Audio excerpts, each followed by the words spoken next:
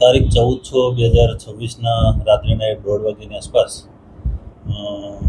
University police સ્ટેશનની હદમાં આવેલ ઈલાબેન પ્રવીણભાઈ શાહ જેઓની ફરિયાદ જોતા આ તારીખના રોજ રાત્રિના એમની દીકરીની દીકરી જે દિયા કરીને છે, દિયા એમની સાથે રહેતી હતી. તે અગાઉ આજથી 2 વર્ષ પહેલાં આ કામના આરોપી જે છે વિવેક પ્રકાશભાઈ ગોસ્વામી, જે ભાલકા ગીર સોમનાથના છે, જેઓ 2 વર્ષ પહેલાં રાજકોટમાં રહેતા હતા અને મોબાઈલની દુકાનમાં કામ કરતા હતા. તે દરમિયાન આ કામના જે બેન ફરિયાદી છે, મરણ જનાર છે, એમની પૌત્રી, એમની બેની વચ્ચે પરિચય થયેલો. પરિચય થયા બાદ બંનેમાં પ્રેમ સંબંધ થયેલો. પ્રેમ સંબંધ થયા બાદ આ એની પૌત્રીની માતા તેમજ એમના નાના નાની એમને પ્રેમ સંબંધ એટલો બધો મંજૂર ના હોય. ત્યારબાદ આ એમની જે પૌત્રી દિયા અને જે આરોપી છે, જે લવ મેરેજ કરી અને હાલના આરોપી જે વિવેક ગોસ્વામી છે એ ભાલકા ખાતે દિયાને લઈ ગયો. ત્યારબાદ થોડા સમય પછી દિયાના માતા તેમજ તેના નાના, જે હાલ મરણ ગયેલ છે પ્રવીણભાઈ, જેઓ તેને ભાલકા ગામે જઈ અને તેઓને સમજાવટ કરીને અમારી સાથે થોડા દિવસ રહેવા મોકલામ કરીને એમને ત્યાંથી લઈ આવ્યા. ત્યારબાદ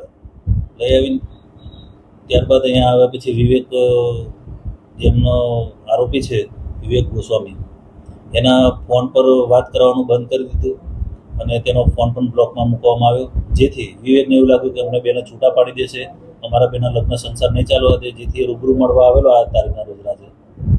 ત્યારે રાત્રિના આવીને એમના નાનાના ઘરે ગયેલો, કારણ કે આ દિયા છે એમના નાનાના ઘરે મોટા ભાગે રહેતી હતી.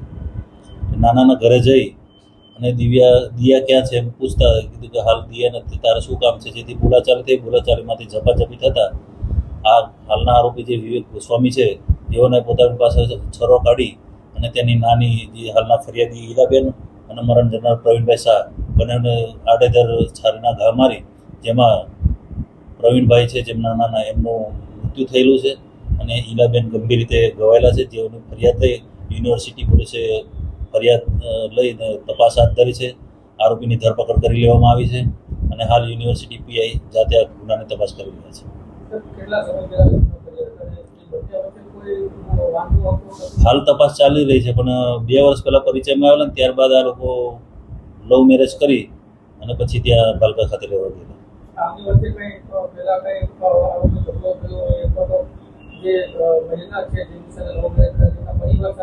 હવે હાલ આરોપીની ધરપકડ થઈ છે.